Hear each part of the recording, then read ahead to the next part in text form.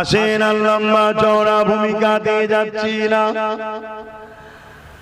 আজ উদ্দেশ্য করে মাহফিলটা করেছে, আল্লাহ নবীর মিলাদের মাহফিল করেছে, অর্থাৎ নবী পাকের আগমনের আলোচনার মাহফিল করেছে। বড় দুঃখ লাগে এই আলোচনা মাহফিল নিয়ে আজ আমাদের মধ্যে মতনৈক্য করেছে। এই মতনৈক্য মিটিয়ে দেওয়া দরকার, ঐক্য একতা হওয়া দরকার।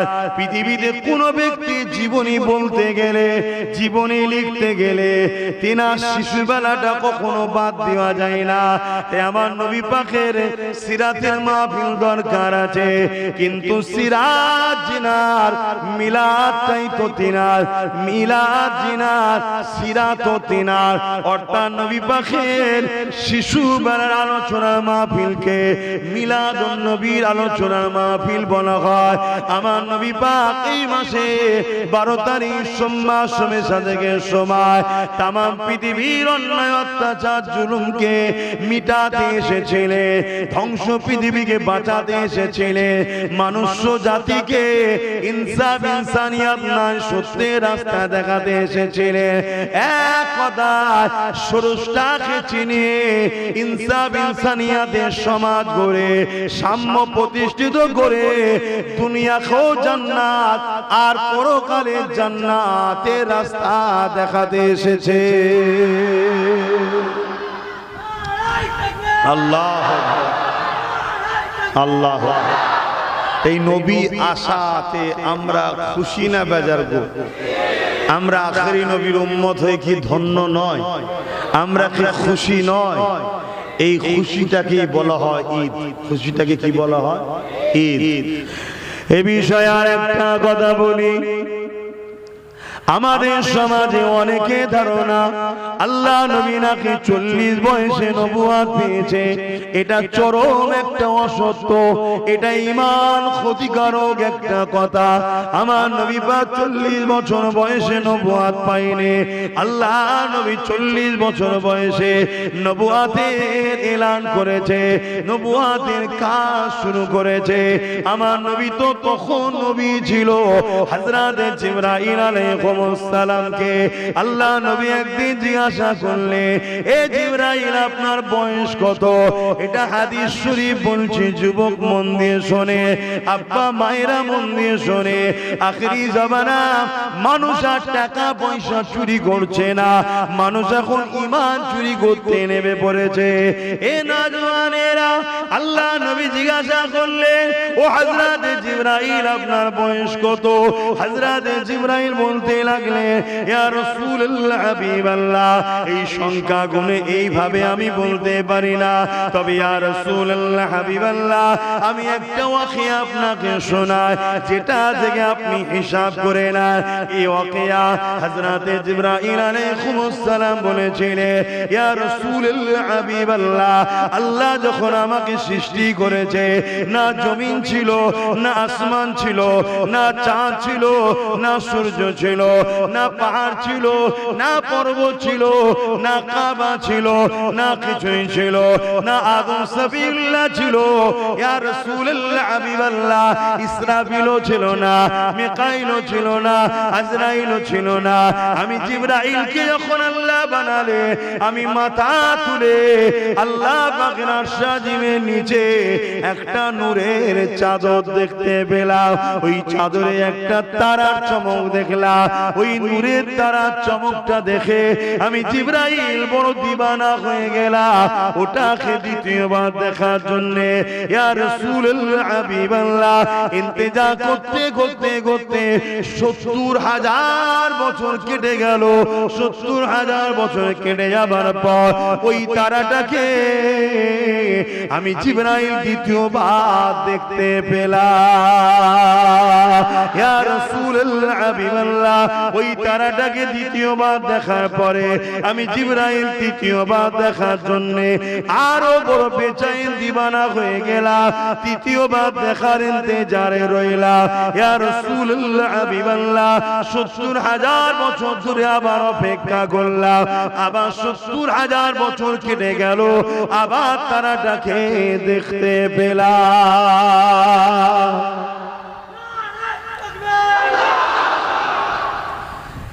এভাবে আমি যত দেখি তারাটাকে, তার নূরের সৌন্দর্য, জ্যোতির সৌন্দর্য আমাকে এত আকর্ষণ করেছে, আমি প্রত্যেকবারে আবার দেখার অপেক্ষা করি। এই তারাটা আমি দেখেছি ৭০,০০০ বছর ছাড়া ছাড়া একবার করে। কত বছর ছাড়া ছাড়া? আর আমি দেখেছি মোট ৭২,০০০ বার। কম্পিউটার ফেল হয়ে যাবে, শূন্য আর আসবে না।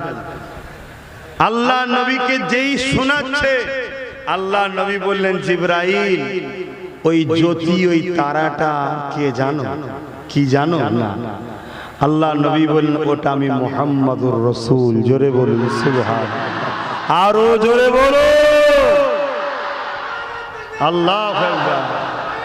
ইয়া রাসূলুল্লাহ, ইয়া রাসূলুল্লাহ। আমার নবী সবার আগে সৃষ্টি, এসেছে সবার পরে। কারণ আছে, কি কারণ আছে? আদম আলাইহিস সালাম বললেন, লা ইলাহা ইল্লাল্লাহ, अल्लाह के सिवा दूसरा कोई माबूद ही नहीं।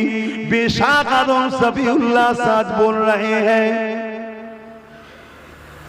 हजरत अमन कोई मूसा कलीमुल्लाह बोलने, ला इलाहा इल्लल्लाह, अल्लाह के सिवा कोई माबूद ही नहीं।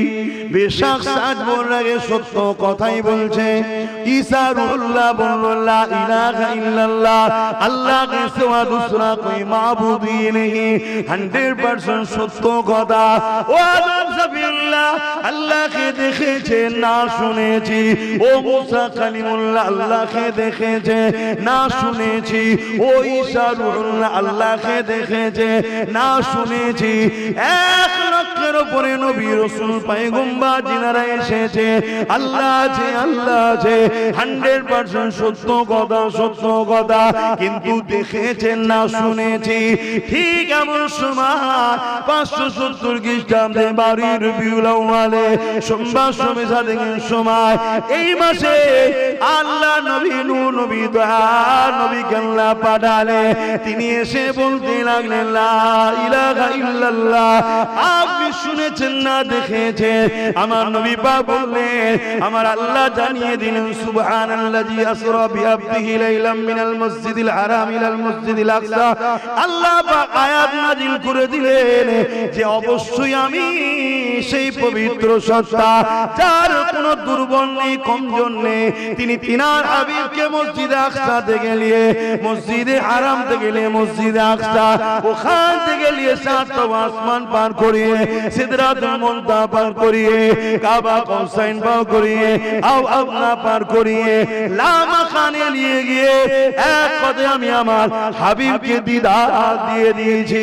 আমার রাসূলুল্লাহ জানিয়ে দিলে, এ দুনিয়ার মানুষেরা, আমি রাসূলুল্লাহ আল্লাহকে দেখেছি। এতদিন শুননেওয়ালারা এসেছে, সবাই সত্য কথা বলেছে, কিন্তু দেখনেওয়ালা মুহাম্মদ রাসূলুল্লাহ এসেছে। এখন যদি আরো 1 লক্ষ নবী পাঠায় শুননেওয়ালা, তাহলে শুননেওয়ালাদের গুরুত্ব থাকবে না। দেখনেওয়ালার পরে এই আল্লাহ বলে দিলে, এ আদম রে, এ শীস রে, এ ইব্রাহিম রে, এ ইসমাইল রে, এ ইসহাক রে, এ মুসা রে, এ আমার নবী আলাইহিস সালাম গণেরা, শুননেওয়ালাদের সময় চলে যাও, চলে যাও, চলে যাও, চলে যাও। শত শেষে দেখনেওয়ালা যাবে। দেখনেওয়ালার পরে যদি যাও, তোমাদের সমাজে বুকে শুননেওয়ালার পরে দেখনেওয়ালার গুরুত্বহীন হয়ে যাবে। তাই শুননেওয়ালাদের পাঠ আগে ক্লোজ করে দিয়ে শত শেষে আল্লাহ দেখনেওয়ালাকে পাঠিয়েছে। আরো জোরে বলুন, আরো জোরে বলুন।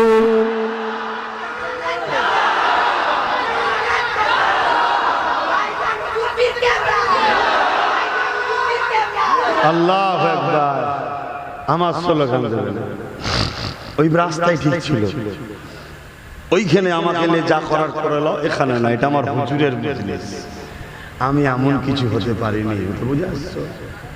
আমার হুজুরের কাছে আমি তিনার ঘোড়ার পায়ের ধুলো হতে পেরেছি কি জানি না। আহারে, তিনার পায়ের জুতো ধুলোর আশায় আর বলছে আমি ধন্য হব। কথা বুঝে আসছে? অতএব এইখানে না, এখানে হুজুরের স্লোগান দাও, আল্লাহর নারা দাও, অবশ্যই হুজুরের আওলাদ, উপযুক্ত আওলাদ, জবানার মুজাদ্দিদ দাদা হুজুরের স্লোগান দাও। কথা শুনছেন? আবার দাদা হুজুরকে এখন হুজুরের আওলাদ বলতে অনেকে অস্বীকার করছে। যে করছে তার জবাব সে দেবে। দাদা হুজুরের সিজরা নামা দেখো, নসব নামা দেখো, কুরসি নামা দেখো। দাদা হুজুর হলেন আমার নবীর বংশের আওলাদ। জোরে বলুন সুবহানাল্লাহ। কথা বুঝে আসছে? নবী হলেন কোরাইশ, পুরপুরা আবু বকর হলেন কোরাইশ। হযরত আবু বকর হলেন কোরাইশ, পুরপুরা আবু বকর কোরাইশ। ওমর ফারুক কোরাইশ, পুরপুরা আবু বকর কোরাইশ। মাওলা আলী কোরাইশ, পুরপুরা আবু বকর কোরাইশ। উসমান গনি কোরাইশ, পুরপুরা আবু বকর কোরাইশ। তোমাদের হাওড়া জেলা ধন্য করে হাজী ইসহাক সাহেব কোরাইশ, নবীর আওলাদ। জোরে বলুন সুবহানাল্লাহ। এক আওলাদ হয় খুনের, এক আওলাদ হয় বংশের। তোমাদের অত বুকে ব্যথা হয় কেন? না, আমি তো হতে পারিনি, কেউ হয়েছে তাকে সম্মানও করব না। এটা তো হিংসামূলক কাজ না। কথা মাথায় ঢুকছে? এটা মাথায় রাখবেন। এনারা হলেন নবী বংশের আওলাদ, নবীর আওলাদ, নবীর খানদানের আওলাদ। ইনাদের মাকাম, ইনাদের সম্মান, ইনাদের আজমাত, ইনাদের রিফাত আল্লাহ বাড়িয়েছে। অতএব এবং দাদা হুজুর হলেন উপযুক্ত আওলাদ, উপযুক্ত আওলাদ, জবানার মুজাদ্দিদ, জবানার মুজাদ্দিদ। কয়েক কোটি লোককে ঈমানের রাস্তা দাদা হুজুরের ওসিলায় আল্লাহ মিলিয়েছে। জোরে বলুন সুবহানাল্লাহ। কথা বুঝে আসছে? তো যাই হোক ভাইয়ের আমার, আসেন যে কথা বলছিলাম, আমার নবী পাক সাল্লাল্লাহু আলাইহি সাল্লাম 12 রবিউল আউয়াল সোমবার শবে সাদেকের সময় দুনিয়ায় তাশরীফ এনেছিলেন। দুনিয়ায় কি করেছিলেন? উপস্থিত হয়েছিলেন, হাজির হয়েছিলেন, আগমন করেছিলেন। দুনিয়াবি জিন্দেগি 63 বছরের জন্য, দুনিয়াবি জিন্দেগি 63 বছরের জন্য আমার নবী পাক এসেছিলেন আমাদেরকে আল্লাহ চিনাতে, জান্নাতি মানুষ বানাতে। জোরে বলুন সুবহানাল্লাহ। এবং ধ্বংস পৃথিবীকে বাঁচাতে এসেছিলেন। সেই নবী পাক আসাতে আমরা এই মাসে কি করি? নবীর শিশুবেলার আলোচনা করি, আগমনের আলোচনা করি। আল্লাহুম্মা সাল্লি আলা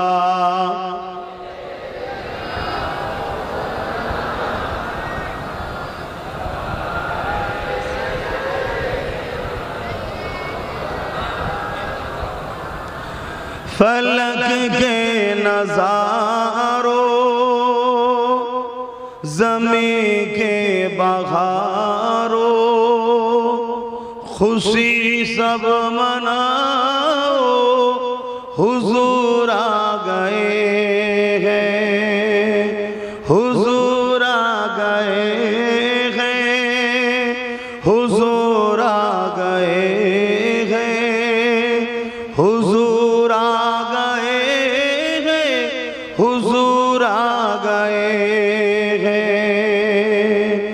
उठो गम के मारो, चलो बेसहारो, खबर ए सुनाओ, हुजूर आ गए हैं, हुजूर आ गए हैं, हुजूर आ गए हैं, हुजूर आ गए हैं, हुजूर आ गए हैं। अनोखा निराला ओ जी सानाया, अनोखा निराला ओ जी सानाया, सारे रसूलों का सुल्तान आया। आरो जोरे बोले এটাই নাজাত, এটাই ঈমান। এবারে নামাজটা তাহলে কি? জান্নাতের মাকাম বাড়াবে। আমরা উদাহরণ দিয়ে বলছি, 3 স্টার, 4 স্টার, 5 স্টার, 7 স্টার সব থাকে না? যত স্টার বাড়বে তার মানে তার ফ্যাসিলিটি বাড়ো, ভিআইপি। এই হুজুরের উপরে প্রেম, ভালোবাসা, এই মহব্বতটা হলো ঈমান। এর উপরে নামাজ দাও, রোজা দাও, হজ দাও, তোমার ক্যাটাগরি জান্নাতে বাড়বে। কিছু বুঝাতে পারছি? আর এই জোশটা জান নেই হুজুরের ভালোবাসায়, তার কিছুই নেই। এটা মাথার মধ্যে রাখো যুবকরা, খুব ভালো করে বলে যাচ্ছি। পুরো বিশ্ব জুড়ে ষড়যন্ত্র চলছে উম্মতে মুহাম্মাদীকে মুহাম্মদ রাসূলের দিন থেকে সরিয়ে ঈসা নবী মুসা নবীর দিনের উপরে নিয়ে যাওয়ার পরিকল্পনা চলছে। অবশ্যই মুসা নবী ওবার হক সত্য, ঈসা নবী ওবার হক সত্য। মুসা আলাইহিস সালামের জুতা মুবারকের ধুলো আব্বাস সিদ্দিকীর চোখে সুরমা বানান, ঈসা সাল্লামের জুতোর ধুলো আব্বাস সিদ্দিকীর চোখে সুরমা হয়ে যা। কিন্তু মুহাম্মদ রাসূল আসাতে ঈসা নবী মুসা নবী সমস্ত নবীদের ডাঙ্কা বাজানো বন্ধ। কেন? নবীদের সুলতান মুহাম্মদ রাসূল চলে এসেছে। জোরে বলুন, আরো জোরে বলুন, হাত তুলে বলুন লব্বাইক লব্বাইক লব্বাইক লব্বাইক সাইয়্যিদি ওয়া মুর্শিদি সাইয়্যিদি ওয়া মুর্শিদি সাইয়্যিদি ওয়া মুর্শিদি নারায়ে তাকবীর। আজ পুরো পৃথিবী আমার রাসূল থেকে আমাদেরকে সরাবার প্ল্যান করছে। এই প্ল্যান দুই ধরনের হচ্ছে। এক, দাড়িওয়ালা টুপিওয়ালা সুরাতে উলামাদের দ্বারা আমাদের কাছ থেকে নবীর আদব প্রেম আজমত মাকামকে সরাবার প্ল্যান চলছে। আর এক হলো রাজ ক্ষমতার দ্বারা। আমরা জানি মুসাইলামাতুল কাজ্জাবের নাম শুনেছেন কি গো? মুসাইলামাতুল কাজ্জাব শোনেন নে? আমার রাসূল পাক চলে যাবার পর প্রথম ফিতনা, হুজুর চলে যাবার পর প্রথম ফিতনা কি? মুসাইলামাতুল কাজ্জাব। মুসাইলামাতুল কাজ্জাবকে ইসলামের দুশমন রাষ্ট্ররা অর্থ দিয়েছে, সৈন্য দিয়েছে 90,000, অস্ত্র দিয়েছে। মুসাইলামাতুল কাজ্জাব এই পাওয়ার নিয়ে মুহাম্মদ সাল্লাল্লাহু আলাইহি ওয়াসাল্লামের খতমে নবুয়তের উপরে আঘাত দিয়েছে। আমার নবী শেষ নবী তো নাকি? আমার নবীর পরে নবী লাগবে নাকি আপনাদের? এরপরও রাসূল বলেছেন মিথ্যা নবী দায়ীরা 30টা হবে। আল্লাহ সেই সকল জালিমের হাত থেকে আমাদের ঈমান ইজ্জত হিফাজত করে, বলুন আমিন।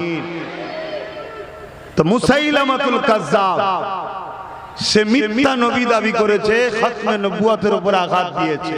মন দিন, অনেকে বলে সবই ঠিক আছে, আব্বাস সিদ্দিকী বড্ড কড়া কড়া কথা বলে ফেলে, বড্ড কড়া লোক। আসো আমার দাদু কি করেছে একটু দেখি।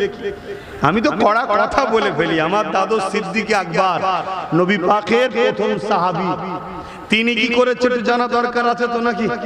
সাহাবা ভাইদের ঘরে নিয়ে বসেছে, নিয়ে বলছে সাহাবা ভাইরা নবীর অনুসারীরা, মুসাইলামাতুল কাজ্জাব ও তো নবীর খতমে নবুয়তে আঘাত দিয়েছে। নবী খতমে নবুয়তে আঘাত দিয়েছে, কি করা যাবে? সাহাবা ভাইরা বলছে আল্লাহ পাক আমার নবী পাক সাল্লাল্লাহু আলাইহি ওয়াসাল্লামকে কবুল করে নিয়েছে। জোরে বলুন সুবহানাল্লাহ। অতএব দুনিয়ায় আমার নবীকে কে মানলো না মানলো এতে আমার নবীর কিছু যায় আসে না। কত সত্য না মিথ্যা? 100% সত্য। তখন হযরত আবু বকর সিদ্দিক সাহাবা হুজুরদের বললেন, ভাইরা আপনারা যেটা বলছেন ঠিকই। এবং সাহাবা হুজুররা বললেন, ভাই আবু বকর সিদ্দিক আপনি আমাদের এখন খলিফা, আপনি আমাদের সরদার লিডার, আপনি যা বলবেন তাতেই আমরা রাজি। হযরত আবু বকর সিদ্দিক বললেন, কথা ঠিকই, আমার নবীকে আল্লাহ যখন কবুল করেছে, দুনিয়ার কে কি বললো না বললে তোমার নবীর কিছু যায় আসে না। কিন্তু আমরা যে ভালোবাসি বলি, ভালোবাসার ইজহার দেখাতে লাগে না? কি গো, দেখাতে হয়তো নাকি? সংসার তো করেন নাকি? যদি শুধু বলেন ভালোবাসি, শুধু বলেন ভালোবাসি, খেতে দেবেন না, থাকতে দেবেন না, জামা কিনে দেবেন না, এ ভালোবাসা কি টেকে? বলবেন এটা কি ইজহার করতে হয়? ভালোবাসা পরীক্ষা দেখাতে হয়। আর আল্লাহ তো কোরআনে এটাও বলেছে যে তোমাদেরকে আমি পরীক্ষা লব ভালোবাসো কিনা, তাই তো? আসেন হযরত আবু বকর সিদ্দিকী বলছে হে আমার নবীর সাহাবারা, অবশ্যই অবশ্যই আমরা নবীকে যে ভালোবাসি বলি, এর ইজহার আমাদেরকে দেখাতে হবে, এই ইজহার আমাদেরকে পরীক্ষা দিতে হবে। আমি মুসাইলামাতুল কাজ্জাবের কাছে যাব, তাকে বুঝাবো, সে যদি পরিবর্তন হয়ে যায়, তওবা যদি করে নেয়, সে যদি নিজের কথা থেকে ফিরে আসে, তাহলে আলাদা কথা। আমি আবু বকর আমার নবীর খতমে নবুয়াতের ইজ্জতের জন্য আমি আমার জান দিতেও রাজি হয়ে আছি। এ যুবকেরা, তরুণীরা, বাপেরা, আল্লাহ নবীর সাহাবী হযরত আবু বকর সিদ্দিকের কথা শুনে সঙ্গে সঙ্গে 10,000 যুবক সাহাবী তৈরি হয়ে যায়। 10,000 যুবক সাহাবারা তিনারা বলতে লাগলেন, ও হযরত আবু বকর, আপনার সাথে আমরাও যেতে রাজি আছি। হযরত আবু বকরকে সাথে করে নিয়ে মুসাইলামাতুল কাজ্জাবের ওখানে চলে গেল। মুসাইলামাতুল কাজ্জাব 90,000 সৈন্য দিয়ে নিজেকে ঘিরে রেখেছে। কত হাজার? আর সিদ্দিক আকবরের সঙ্গে কত? 10,000। কোথায় 90,000, কোথায় 10,000? আমরা যতবার জিতেছি সংখ্যা কমে জিতেছি, আমরা যতবার জিতেছি সংখ্যা কমে জিতেছি। আমার অনেক ভাইয়েরা বলে এক হয়ে যাও, এক হয়ে যাও। আমারও বক্তব্য এক হয়ে যাও, এক হয়ে যাও, কিন্তু সেন্টারটা কে? সেন্টারটা কে? সেন্টার হলো মুহাম্মদুর রাসূল সাল্লাল্লাহু আলাইহি ওয়াসাল্লাম। আসো নবীর জন্য আমরা এক হয়ে যাই, ওটা হলো আমাদের সেন্টার। আর নবীকে সেন্টার বানিয়েছে কে? এটা সবসময় মাথায় রাখবেন, সব কিছুর উপরে মাথায় রাখবেন আল্লাহ হলেন মালিক, তাহলে কোনো সমস্যা নেই। হযরত আবু বকর সিদ্দিক 10,000 সাহাবা হুজুরদেরকে নিয়ে মুসাইলামাতুল কাজ্জাবের বাড়ি চলে গেলেন। মুসাইলামাতুল কাজ্জাব 90,000 সৈন্য নিয়ে উলঙ্গ তরোয়াল নিয়ে তাকে পাহারা দিতে লেগেছে। হযরত আবু বকর সিদ্দিক মুসাইলামাতুল কাজ্জাবকে যে বলতে লাগলো, এ মুসাইলামাতুল কাজ্জাব, তুমি কেন কোরআনের বিরোধী করেছো? কোরআন যেখানে জানিয়ে দিয়েছে, মা কানা মুহাম্মাদুন আবা আহাদিম মির রিজালিকুম ওয়ালাকিন রাসূলুল্লাহ ওয়া খাতামান নবিয়্যিন, নবী হলো শেষ নবী। তাহলে সেই জায়গায় কেন তুমি নিজেকে খতমে নবুয়তের উপরে আঘাত দিয়ে নিজেকে কেন নবী দাবি করেছো? আল্লাহ নবী যেখানে জানিয়ে দিয়েছে আনা খাতিমুন নবী, আমি শেষ নবী, কেন তুমি নিজেকে নবী দাবি করেছো? এই মুসাইলামাতুল কাজ্জাব, তুমি এই কথা থেকে নিজেকে ফিরিয়ে নাও, তুমি বলো আমি ভুল করেছি, এই কথাকে উইথড্র করে নাও। মুসাইলামাতুল কাজ্জাব আবু বকর সিদ্দিকের কোনো কথাই কান দিচ্ছে না।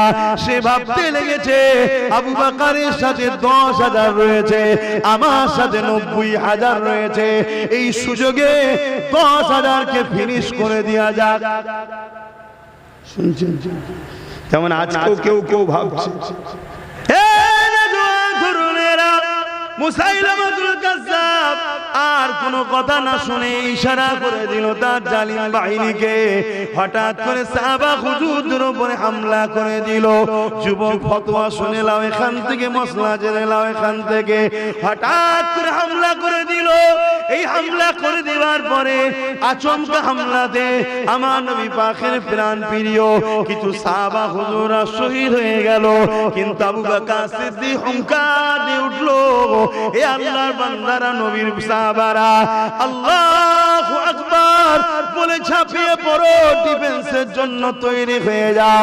10,000 আবার কিছু শহীদ হয়ে গেছে, কিন্তু ডিফেন্সে যখন দাঁড়িয়ে গেল আল্লাহ পাকের রহমত অর্থাৎ নবীর সাহায্যে, নবী পাকের দয়াতে, ইমানের পাওয়ারেতে এমন করে মুসাইলামাতুল কাজ্জাব সহ তার 90,000 বাহিনীকে আল্লাহ পাক জাহান্নামে পাঠিয়ে দিলে।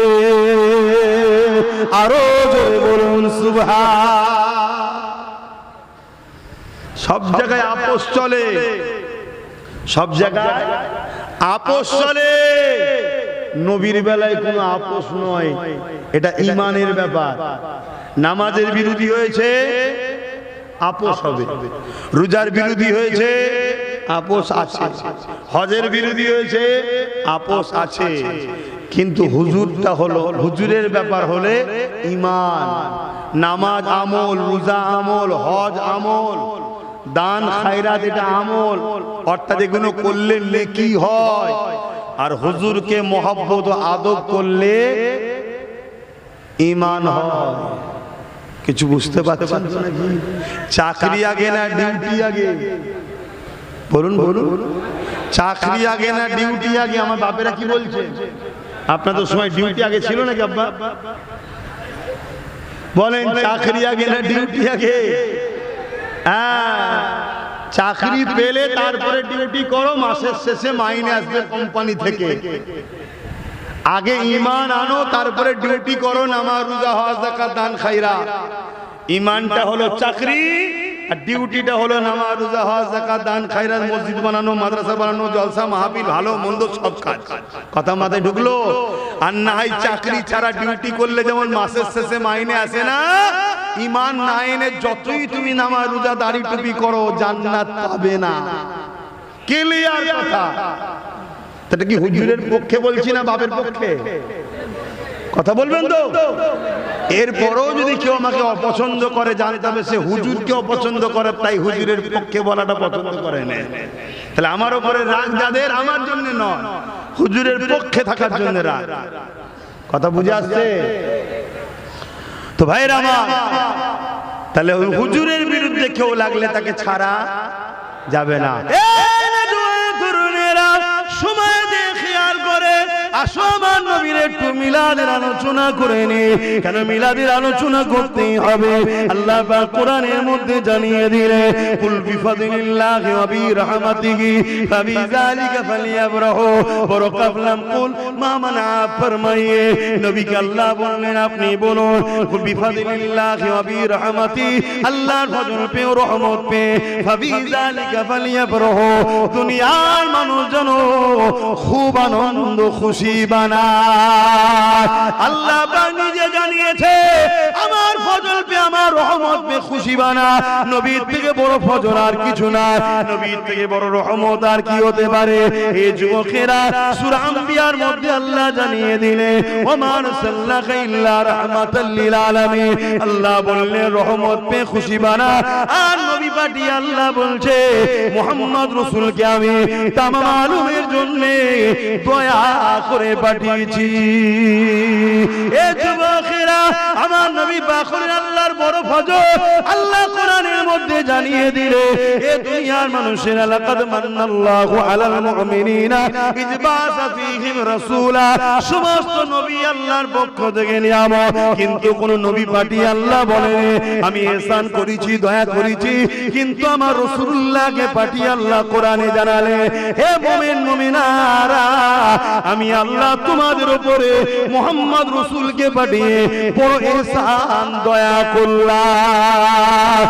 এই জন্য তাম পৃথিবীর আহলে সুন্নাত ওয়াল জামাত, সুন্নি মানুষেরা নবীর মিলাদুন নবীকে ঈদে মিলাদুন নবীর মাহফিল হিসাবে বানায়। কারণ নবী মুমিনদের জন্য নিয়ামত, তাই নবী পেয়ে আমরা ধন্য হয়েছি, তাই আমরা নবীর মিলাদের মাহফিল বানাই। আর একটু আগিয়ে চলে আল্লাহ পাক কোরআনের মধ্যে জানালে, ওয়াম্মা বিনিমাতি রাব্বিকা ফাহাদ্দিস, এ দুনিয়ার মানুষেরা আমার নিয়ামত পেয়ে তাহাদিস করো, প্রচার করো, প্রসার করো। আমার আল্লাহ পাক, নবী পাক আমার আল্লাহ পাকের সবথেকে বড় নিয়ামত। আল্লাহ নিয়ামত পেয়ে তাহাদিস করতে বলছে, চর্চা করতে বলছে, আলোচনা করতে বলছে। তে আল্লাহর সবথেকে বড় নিয়ামত হলো নবী।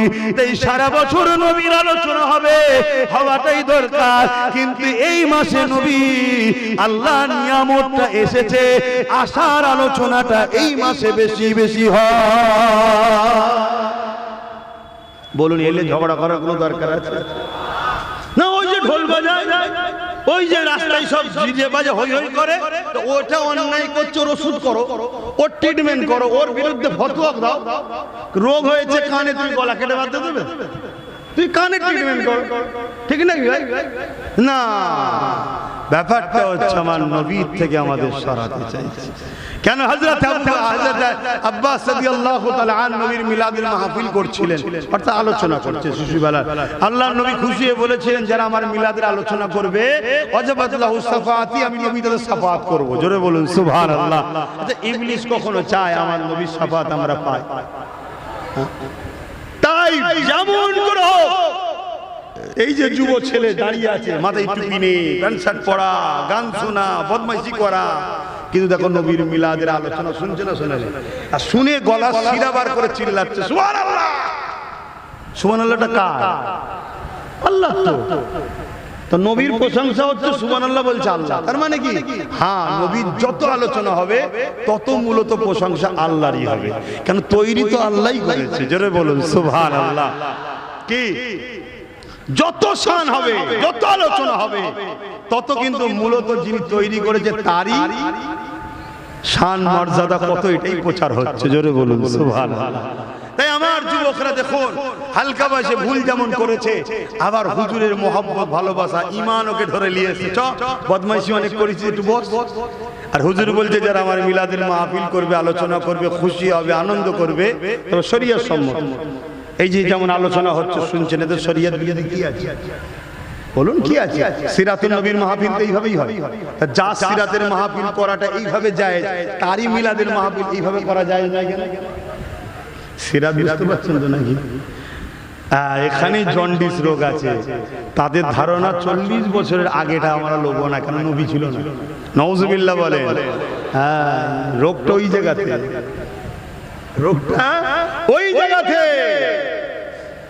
তো ভাইরা আমার মনে রাখবেন, পৃথিবীর কার ক্ষমতা আছে আমার নবীর মিলাদের শুকরিয়া আদায় করার? মজলিস হোক বা শুকরিয়া আদায় করে কোনো নেকি কাজ করা হোক, রুকার ক্ষমতা কার আছে? আমার নবী নিজের মিলাদের শুকরিয়া নিজেই আদায় করেছে। জোরে বলুন সুবহানাল্লাহ। আল্লাহ নবী প্রতি সোমবার দিন রোজা রাখতেন। সাহাবারা জিজ্ঞেস করছেন, হুজুর আপনি রোজা রাখেন কেন? আল্লাহ নবী বললেন, এই দিন আমি এসেছিলাম, এজন্য আমি শুকরিয়ায় রোজা রাখছি। জোরে বলুন সুবহানাল্লাহ। শুনছো তোমার ভাইরা? আমি এতটুকু বলে যাই, পুরো পৃথিবী জুড়ে যদি গুনাহ করেও নিয়ে যাস, পুরো পৃথিবী জুড়েও যদি গুনাহ করে নিয়ে যাস, এই নবীর দুশমন না হয়ে যাস, মার খেয়ে হলো একদিন না একদিন জান্নাত 100% আল্লাহ দেবে। জোরে বলুন সুবহানাল্লাহ। বলুন ইনশাআল্লাহ। আর পৃথিবী পরিমাণ যদি নেকি নিয়ে যাস, আর যাররা পরিমাণ নবী পাক সাল্লাল্লাহু আলাইহি ওয়াসাল্লাম জুতো সম্বন্ধেও যদি, জুতা মুবারক সম্বন্ধেও যদি দুশ্মনী রেখে যাস, জাহান্নামে ঢুকবি আর জীবনে বেরোবি না। এটা চ্যালেঞ্জ দিচ্ছি পুরো পৃথিবীর উলামাকে। এটা মাথার মধ্যে সেটিং করে নাও। আমার আল্লাহ কারো মুখাপেক্ষী নয়। আমার আল্লাহর প্রয়োজনে যে বান্দা আমাকে সেজদা দিলে আমার মাকাম বাড়বে। আরে সেজদাই তোমার আমার শরীর সুস্থ থাকে, ভালো থাকে। রোজাই তোমার আমার উপকার হয়, আল্লাহর উপকার হয় না। শুনছো তো নাকি? একটা বান্দা হিসেবে আমার তো দায়িত্ব, আমি আমার রবের কাছে মাথা নত করবো। 8 বছর বয়স থেকে বাপ মাকে ট্রেনিং দিতে হয় বাচ্চাদের নামাজের জন্য। কে বলেছে প্রশিক্ষণ দিলে নামাজি হবে না? মাদ্রাসার ছেলেগুলো নামাজি হয় কি করে? ছোট্টবেলায় মাসে পাঠিয়ে দিচ্ছে, উস্তাদ থেকে ট্রেনিং দেয়। উস্তাদ যেভাবে থেকে টাইমে টাইমে নামাজ পড়াচ্ছে, বাপ মা যদি তোমার ছেলেকে ডাক্তার বানাচ্ছে, উকিল বানাচ্ছে, বানাও, ইসলামে জায়েজ তো। ঠিক তেমনই যদি নামাজের ট্রেনিংটা ছোট্টবেলা থেকে দিতে, তো তোমার ছেলে ডাক্তার হওয়ার পরও নামাজ কাজা করতো না, তোমার ছেলে উকিল হওয়ার পরও নামাজ কাজা করতো না। এখন তুমি ছোটবেলায় টিভি দেখে, মোবাইল দেখে হই হই করিয়েছো, আরে এখন হুজুর কেন নামাজের কথা বললো না? অনেকে বলে হুজুর নিয়ে এসেছিস, নামাজের কথা বললো না। আমি নামাজের কথা বলতে আসি না, তারপরেও লাস্টে বলি না। আমি বলতে এসেছি, অনেক লোক নামাজ পড়ে কপালে দাগ করে ফেলছে, নামাজ কবুল হবে না যদি নবী না থাকে।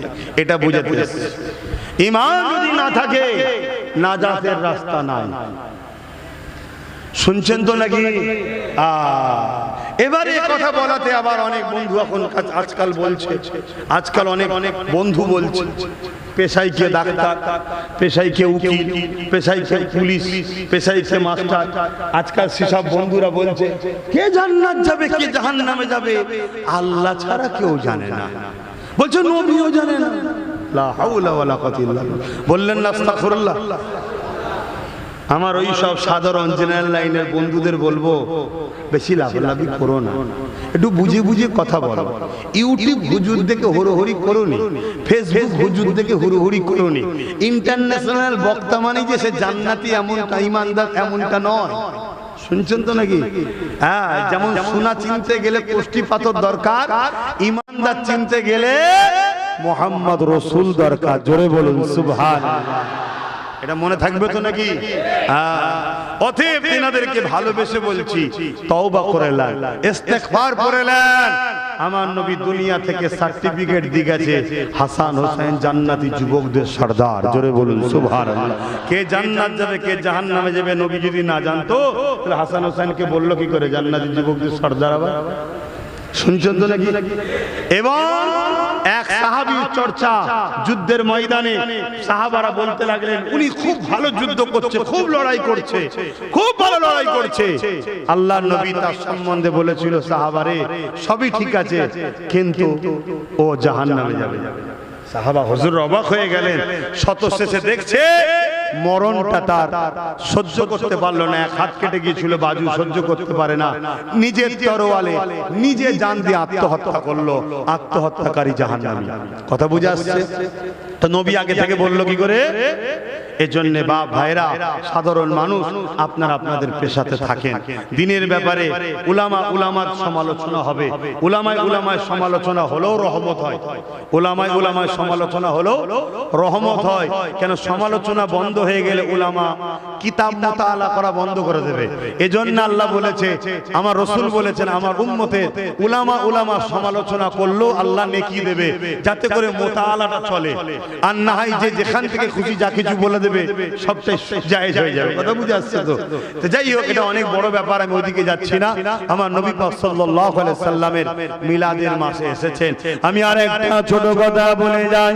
আল্লাহ নবী নবী 40 বছর বয়সে নবুয়তের এলান করলেন।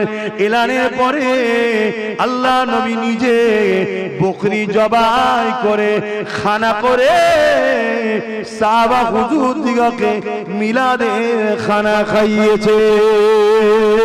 আরো জোরে বলুন সুবহান। আসেন আমার নবী পাকের আম্মা জানেন একটা কথা বলি শোনেন। আম্মা জান আমিনা বলতে লাগলেন, আব্দুল্লাহর সঙ্গে আমার যখন নিকাহ হয়ে গেল, প্রথম রাত্রিরে আব্দুল্লাহর আমি এক জায়গায় হলাম।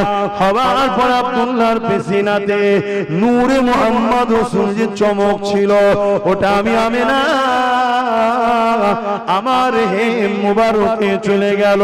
ওটা যেতে দেরি আমি আমিনা আমার শরীর থেকে খুশবু বেরোতে শুরু হয়ে যায়।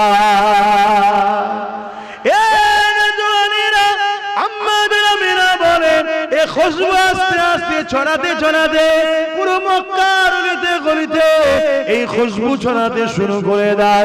এই খুশবু এত ছড়াতে লেগেছে, চারিদিকে আলোচনা হতে লেগেছে। আমি না খুশবু পাই কোথায়, আমি না খুশবু মাকে কোথা থেকে?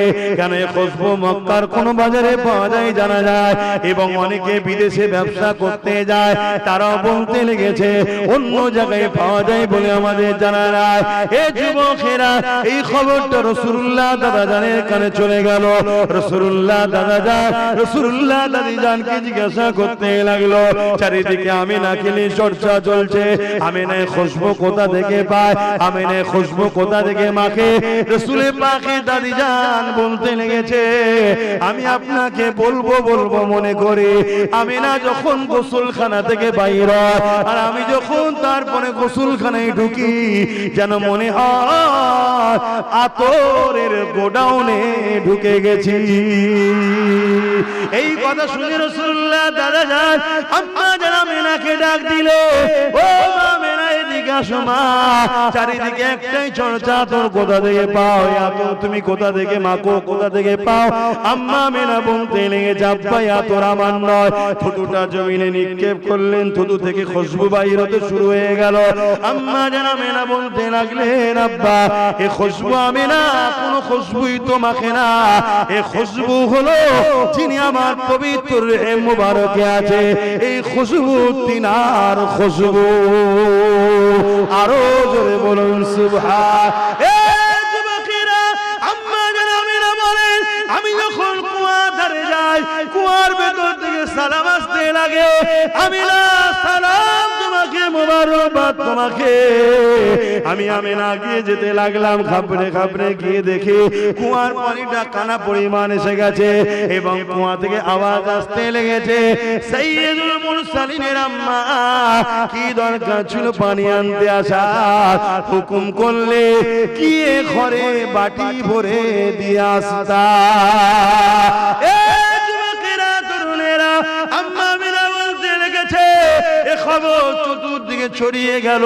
এই এলাকার মহিলারা আগে থেকে গিয়ে দাঁড়িয়ে থাকে, বা আমি গেলে অনেকে দূর থেকে দেখতে পেলে আমাকে রুকে দেয়, ও মা আমিনা চলে যাবেন না, আপনি চলে গেলে পানি নেমে যাবে, পানি তুলতে রশি দিয়ে বড় কষ্ট হবে। তে আমার বাচ্চা দুনিয়ায় আসার আগে থেকেও মানুষকে ফায়দা উপকার দিতে লেগেছে। বলো, নবীর এই ছোটবেলার কথাগুলো শুনলে তোমাদের খুশি হয় না দুঃখ হয়? একেই বলা হয় ঈদ, মিলাদ, নবীর মাহফিল। কথা বুঝে আসছে? নবীর এই আলোচনাগুলোর মধ্যে আল্লাহর কুদরতি আছে না নাই? এগুলো ঘটছে কার কুদরতে? সবই তো আল্লাহর। কোন জিনিসটা আল্লাহর নয়?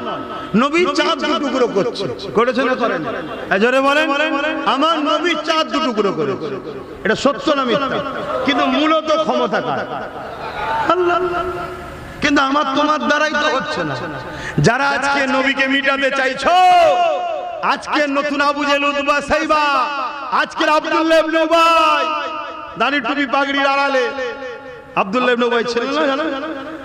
বলো, সবাই মিলে এক জায়গায় হয়ে চাঁদ টুকরো তো দূরের কথা, একটা আলোকে বলুন একটু সরে যা, আর নবীর ইশারায় সূর্য উঠছে। জোরে বলুন সুবহানাল্লাহ। সেই নবীর বিরোধী করো না, নবীর সঙ্গে গোস্তাকি করো না।